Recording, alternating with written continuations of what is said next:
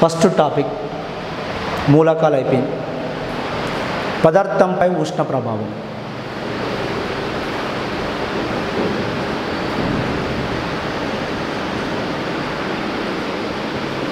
పదార్థంపై ఉష్ణ ప్రభావం. Action of heat on the substances. Action of heat on the substances, on the substances. పదార్థంపై ఉష్ణ ప్రభావం. ఏ విధంగా పదార్థంపై ఉష్ణ ప్రభావం ఉంటుంది? ఉష్ణం ఒక శక్తి స్వరూపం. ఉష్ణం ఏంటిది? ఒక heat is a energy form. ఉష్ణం ఒక శక్తి స్వరూపం. ఉష్ణం ఒక శక్తి స్వరూపం. ఇది పదార్థాన్ని రెండు మార్పులకు గురి చేస్తుంది. ఎవరు? ఉష్ణం. ఉష్ణం పదార్థాన్ని రెండు మార్పులకు గురి చేస్తుంది. ఒకటి భౌతిక మార్పు, ఫిజికల్ చేంజ్. ఒకటి భౌతిక మార్పు, ఫిజికల్ చేంజ్. రెండోది రసాయన మార్పు. రెండు మార్పులు చేస్తుంది. చాలా సింపుల్ టాపిక్, చిన్న టాపిక్. భౌతిక మార్పు, రసాయన మార్పు. ఒకటి ఫిజికల్ చేంజ్. భౌతిక మార్పు అంటే ఇది ఫిజికల్ చేంజ్. రెండోది రసాయన మార్పు, కెమికల్ చేంజ్. ఓకేనా? రెండు మార్పులు చేస్తుంది. భౌతిక మార్పు, రసాయన మార్పు. ఒక పదార్థాన్ని వేడి చేసినా చల్లార్చిన ప్రావస్థ లేదా రంగు మారితే, జాగ్రత్త, ప్రావస్థ లేదా రంగు మారినట్లయితే దాన్ని భౌతిక మార్పు అంటారు. ఒక పదార్థాన్ని వేడి చేసినా లేదా చల్లార్చిన ఫేజ్ ఆర్ కలర్ చేంజ్ అయితే దాన్ని భౌతిక మార్పు అంటారు. ఒక పదార్థాన్ని వేడి చేసినా లేదా చల్లార్చిన ఫార్ములా మారినట్లయితే దాన్ని రసాయన మార్పు అంటారు. ఏం మారినట్లయితే? ఫార్ములా లేదా సంఘటన మారినట్లయితే, ఫార్ములా లేదా సంఘటన మారితే దాన్ని రసాయన మార్పు అంటారు. సంఘటన మారితే రసాయన మార్పు అంటారు. ఒకటి ప్రావస్థన రంగు మారాలి, అక్కడ ఫార్ములా మారాలి. రెండు, ఇది తాత్కాలిక మార్పు. Temporary change. ఏం చేంజ్? ఇది టెంపరీ చేంజ్. ఇది శాశ్వత మార్పు, పర్మనెంట్ చేంజ్. ఇది శాశ్వత మార్పు, పర్మనెంట్ చేంజ్. నెక్స్ట్ ఇది ద్విగత చర్య. ఏ చర్య ఇది? ద్విగత చర్య.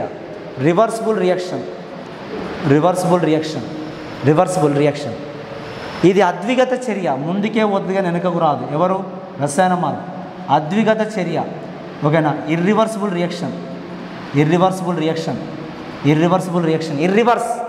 నెక్స్ట్, తిరిగి పాత పదార్థం ఏర్పడుతుంది. ఇందులో కొత్త పదార్థం ఏర్పడుతుంది. ఇవి difference between the physical change and chemical change. ఉష్ణం ఒక శక్తి స్వరూపం. రెండు మార్పులు చేస్తుంది పదార్థాన్ని. ప్రావస్థ, భౌతిక మార్పు, రసాయన మార్పు. ప్రావస్థ లేదా రంగు మారినట్టు ఈ విశ్వంలో రెండు మార్పులు జరుగుతున్నాయి. ఒకటి భౌతిక మార్పు జరుగుతున్నాయి, రెండోది రసాయన మార్పు జరుగుతున్నాయి. ప్రావస్థ రంగు మారితే భౌతిక మార్పు, ఫార్ములా మారితే రసాయన మార్పు. ఇది ఒక్కటే గుర్తుపెట్టుకోవాలి, మెయిన్ పాయింట్. ఇది తాత్కాలిక మార్పే, అది శాశ్వత మార్పు. అటే పోతే వెనుకకు రాదు. పాత పదార్థం ఏర్పడుతుంది తాత్కాలికంగా, అందులో ఏర్పడదు. కొత్త పదార్థం ఏర్పడుతుంది. ఇది ద్విగత చర్య, అది అద్విగత చర్య, ఇర్రివర్సిబుల్ రియాక్షన్.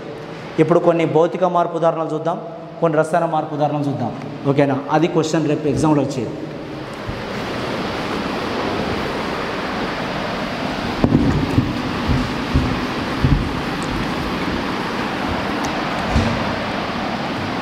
మొదట భౌతిక మార్పు ఉదాహరణలు చూద్దాం.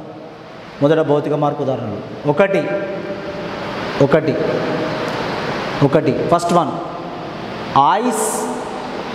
ఐస్ కరగడం.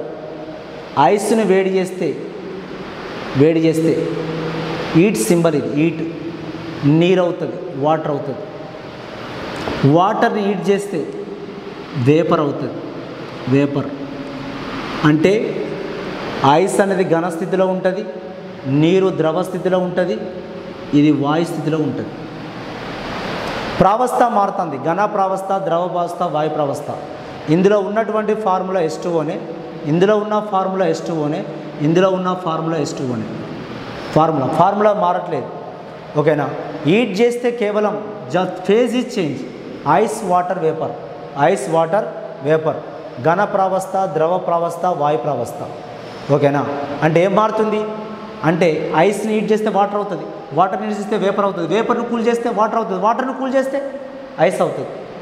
అంటే చూడండి, వెనకకు ముందుకు పోతుంది అంటే అదే మార్పు, భౌతిక మార్పు. రైట్? ఇక్కడ రెండు విషయాలు చెప్తాను మీకు.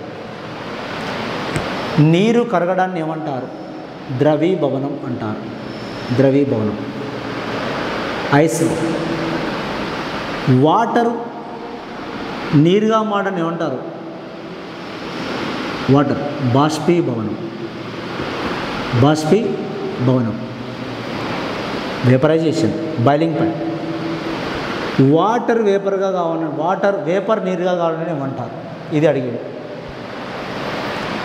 వేపర్ మేఘాలు కురవడాన్ని ఏమంటారు? వేపర్ వాటర్గా మారడాన్ని ఏమంటారు? సాంద్రీకరణం అంటారు. కండెన్జేషన్, సాంద్రీకరణం, ఇంగ్లీష్లో కండెన్జేషన్ అంటారు. ఇది అడిగింది ఎగ్జామ్లో, ఇంపార్టెంట్ పాయింట్. సాంద్రీకరణం, కండెన్జేషన్. ఇక వాటర్ ఘనీభవించడం అనేది ఘనీభవనం, ఫ్రీజింగ్. ఒక్కటి చూడండి, ice, water, vapour, water, ice. ఇది ఏం జరిగినా అదేం మార్పు? భౌతిక మార్పే. ఓకేనా? వాటర్ బాయిలింగ్ పాయింట్ ఎంత? 100 degrees Celsius. Boiling point is 100. ఇది కెల్విన్లో ఎంత? Kelvin degree Celsius plus 273. నా 100 ప్లస్ 273 ఎంత? 373 కెల్విన్. 373 kelvin boiling point. మరి ఫారెన్హీట్లో ఎంత? 9/5 డిగ్రీ సెల్సియస్ ప్లస్ 32. 9/5 ఇక్కడ 100 పెట్టు, ఇంట్ ప్లస్ 32. 5 ఎక్కం 5, 5 20 100, 9 20 180, 180 plus 32 212 Fahrenheit. 212 అంటే 100 డిగ్రీ సెల్సియస్ అయినా, 373 కెల్విన్ అయినా, 212 ఫారెన్హీట్ అయినా, 3 ఒకటే కథ.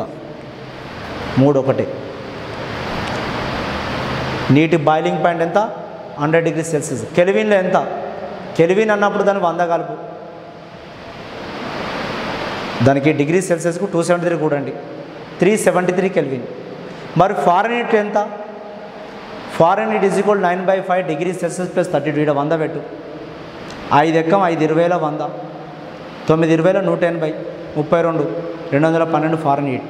212 ఫారెన్హీట్. ఇటువంటి అనేక ఎగ్జామ్లు అడిగింది. నీటి బాయిలింగ్ పాయింట్ కెల్విన్లో ఎంత? నీటి బాయిలింగ్ పాయింట్ ఫారెన్హీట్లో ఎంత? ఇంకొక విషయం చెప్తున్నా, నీరు విషయం కావాలి చెప్తున్నా. నీరు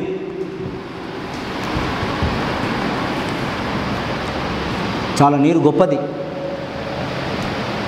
నీటి అసంగత సంకోచ వ్యాకోచం. నీటి అసంగత సంకోచ వ్యాకోచం. దీని ఇంగ్లీష్లో ఏమంటారంటే anomalous expansion of water. Anomalous expansion of water.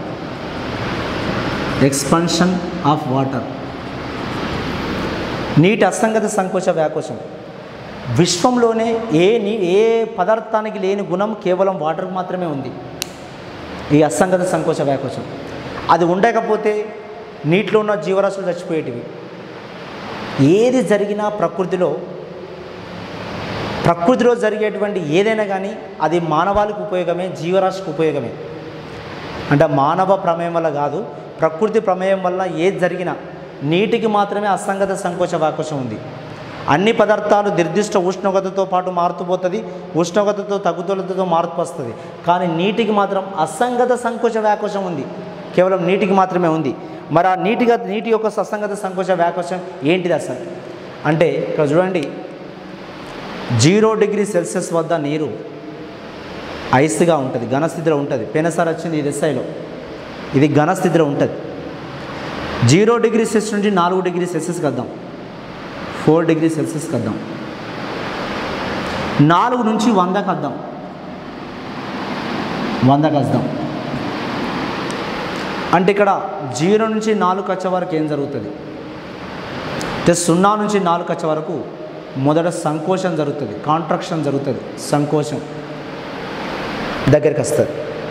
అంటే నీటి కంటే ఐస్ కంటే ఈ 4 డిగ్రీ సెల్సియస్ వద్ద దాని ఘన పరిమాణం వాల్యూమ్ ఎక్కువనా తక్కువనా అంటే ఏమైంది ఇక్కడ ఇసే కాంట్రాక్షన్ చెందింది కావున సో ఘన పరిమాణం తక్కువ ఉంటుంది, volume is less compare with 0 degree Celsius the volume is less. The 4 to 100 degree Celsius year expansion జరుగుతుంది, వ్యాకోచం జరుగుతుంది, వ్యాకోచం జరుగుతుంది, ఎక్స్పాన్షన్ జరుగుతుంది. అంటే ఇది ఇప్పుడు నిజానికి యాక్చువల్లీ 0 to 100 వరకు ఏం జరగాలి, ఎక్స్పాన్షనే జరగాలి, వ్యాకోచమే జరగాలి. ఉష్ణోగ్రత పెరుగుదలతో పాటు అంటే వ్యాకోచమే జరగాలి. కానీ మొదట ఏం జరిగింది ఇక్కడ, మొదట ఏం జరిగింది 4 వరకు సంకోచం జరిగి 4 తర్వాత వ్యాకోచం జరిగింది.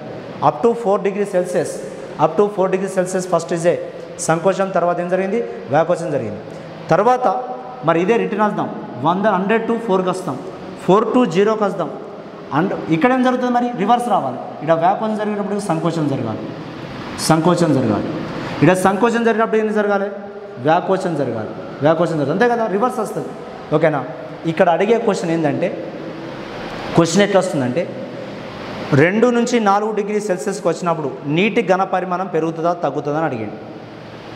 2 నుంచి 4కి వచ్చినప్పుడు ఏమవుతుంది, సంకోచం తగ్గుతుంది, ఘన పరిమాణం వాల్యూమ్ తగ్గుతుంది.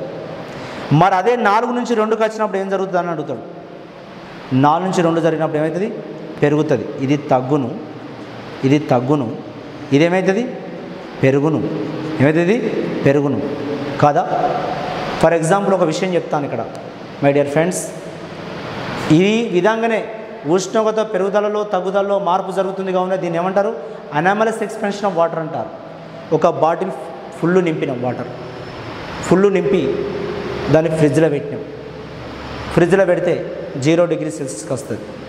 మొదట సంకోచం జరిగింది, సంకోచం జరుగుతుంది. ఇక్కడ ఏం జరుగుతుంది, 4 నుంచి 0 వద్ద ఏమవుతుంది, ఎక్స్పాన్షన్ జరుగుతుంది. అందుకే ఫుల్ నింపిన వాటర్ బాటిల్ కాక ఫ్రిడ్జ్లో పెడితే బాటిల్ పగులుతుంది. ఇది మెయిన్. చూడు ఇక్కడ 4 to 2 degree Celsius what happened, volume ఘన పరిమాణం పెరుగుతుంది. ఇక్కడ లాజిక్ ఉందా లేదా, మనిషికి కామన్ జీకే ఉందా చెక్ చేసేది ఇక్కడనే. ఓకేనా.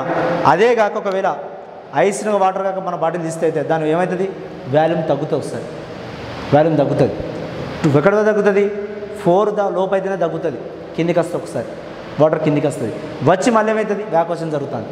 టెంపరేచర్ పెరుగుతుంటే ఘన పరిమాణం పెరుగుతుంది, వాల్యూమ్ పెరుగుతుంది.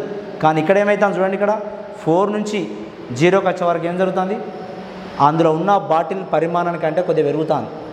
అందుకే చూడండి బాటిల్ పగలడానికి గల కారణం ఓకేనా, నీటికి అసంగత సంకోచ వ్యాకోచం. అందుకే ఐస్ తేలుతుంది, ఘన పరిమాణం వ్యాకోచించడం వల్ల దాని ఘన పరిమాణం పెరిగింది కానీ భారం తగ్గింది. అందుకే వాటర్లో ఐస్ వేయండి తేలుతుంది. ఎందుకు తేలడం జరిగింది, ఎస్ వ్యాకోచం జరిగింది కావున దాని యొక్క డెన్సిటీ తగ్గినప్పుడు వ్యాకోచం జరిగింది కావున వాటర్లో ఐస్ తేలుతుంది. ఒకటి పాయింట్ ఓకేనా. అందుకే వాటర్ బాటిల్ నిండా పోసి పెట్టద్దు, ఒకవేళ పోసి పెట్టినట్లయితే కంపల్సరీ బాటిల్ పగలడం జరుగుతుంది. ఈ పరిమాణాన్ని దీన్ని ఏమంటారంటే నీటి అసంగత సంకోచ వ్యాకోచం అంటారు. నీటి అసంగత, సముద్రాల పైన గడ్డగట్టి ఉంటాయి, అందుకే నీళ్లు కింద ఉంటాయి. ఐస్ గడ్డగట్టినప్పుడు పైకి వచ్చింది, కింద జీవరాశులు ఆడుకుంటుండే. ఒకవేళ నీరు కాక లోపల గడ్డగట్టింది అనుకోండి, ఆ నీటి జీవరాశులను చనిపోతాయి ఓకేనా. అందుకే ప్రకృతి దైవం వలన నీరు పైన గడ్డగట్టి ఉంటుంది, కింద నీళ్ళు ఉంటాయి. అసంగత సంకోచ వ్యాకోచం వలన పైకి నీరు గడ్డగట్టగానే పైకి ఐస్ వచ్చేసింది ఓకేనా. దిస్ ఈజ్ నీటి అసంగత సంకోచ anomalous expansion of water.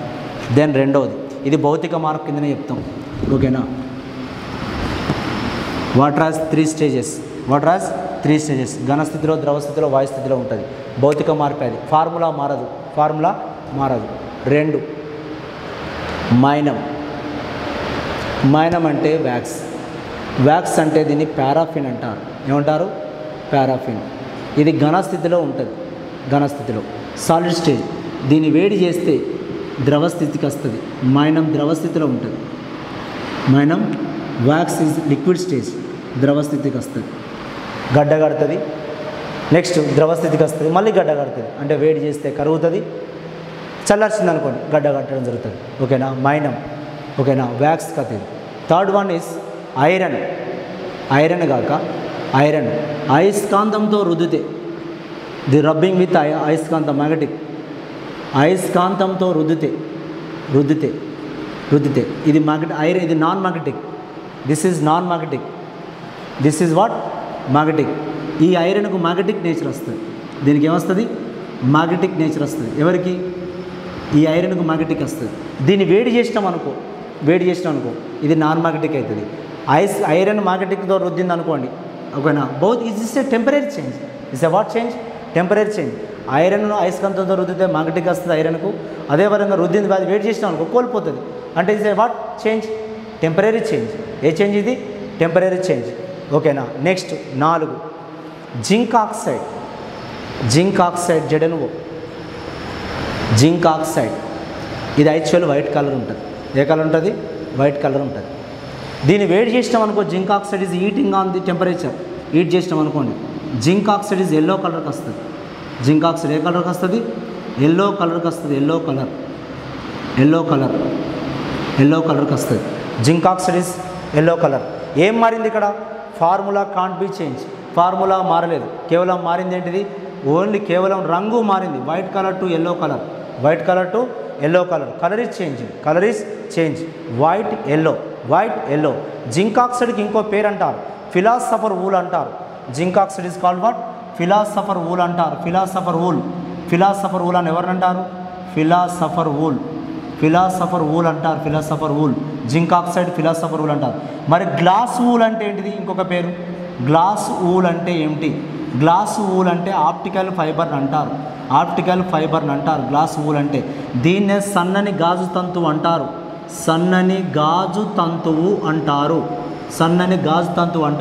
Optical fibre, internet పైపును ఏమంటారు? గ్లాస్ వూల్ అంటారు. జాగ్రత్త, 2 పాయింట్లు చాలా ఇంపార్టెంట్. ఫిలాసఫర్ వూల్ అంటే జింక్ ఆక్సైడ్ తెల్లగా ఉంటుంది కావాలి. మరి గ్లాస్ వూల్ అంటే ఎవరు? ఆప్టికల్ ఫైబర్లో చిన్నని గ్లాస్ తంతువులు, గ్లాస్ ట్యూబ్స్, సన్నని ట్యూబ్స్ ఉంటాయి. అవి అనేక లక్షల ఫోన్లు పోతుంటాయి. రాబో కాలంలో ఆప్టికల్ ఫైబర్సే కదండి, లోపడేసే పైపులన్నీ కూడా ఆప్టికల్ ఫైబర్ పైపులే. ఓకేనా.